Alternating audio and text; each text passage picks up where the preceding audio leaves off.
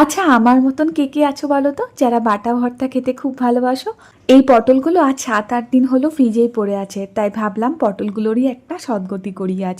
পটলের তরকারি খেতে একদমই ইচ্ছে করছিল না, মনটা আজ পটল ভর্তার দিকে টানছিল। কোনো রকম বাটা ভর্তা হলে আমার তো আর ডালেরও প্রয়োজন পড়ে না, ওটা দিয়েই পুরো ভাতটা খাওয়া হয়ে যায়। কাল যেহেতু চিকেন রান্না করেছিলাম, তাই অনেকটা মতন চিকেন রাখা আছে, আর করেছি পাতলা করে মুসুরির ডাল। আর আমার জন্য করেছি এই পটলের ভর্তা। এই পটলের ভর্তা তো অনেকে অনেক রকম ভাবেই বানায়, তবে আমি বানাই একেবারেই সাদামাটা। পটলগুলোকে পিস পিস করে কেটে 5 মিনিট মতন জলে সেদ্ধ করে মিক্সিতে পেস্ট করে নিয়েছি। তারপর প্যানে কালো জিরে শুকনো লঙ্কার ফোড়নের সঙ্গে দিয়েছি বেশি করে পেঁয়াজ আর রসুন। পেঁয়াজ আর রসুনটা যখন একেবারে বাদামি করে ভাজা হয়ে গেছে, তখন আগে থেকে বেটে রাখা পটলটা ওর মধ্যে দিয়ে দিয়েছি। পরিমাণ মতন দিয়েছি নুন, আর অল্প একটু ব্যালেন্সের জন্য দিয়েছি চিনি। মানে ওই টেস্টের ব্যালেন্সের জন্য দিয়েছি চিনি। এরপর ব্যাস, প্যান থেকে যতক্ষণ না উঠে আসছে ততক্ষণ ভালো করে কষিয়ে কষিয়ে রান্না করেছি। মনের মতন করে ঝাল দিয়েছি, আর খাওয়ার সময় দিয়ে দিয়েছি ওপর থেকে একটু কাঁচা সর্ষের তেল।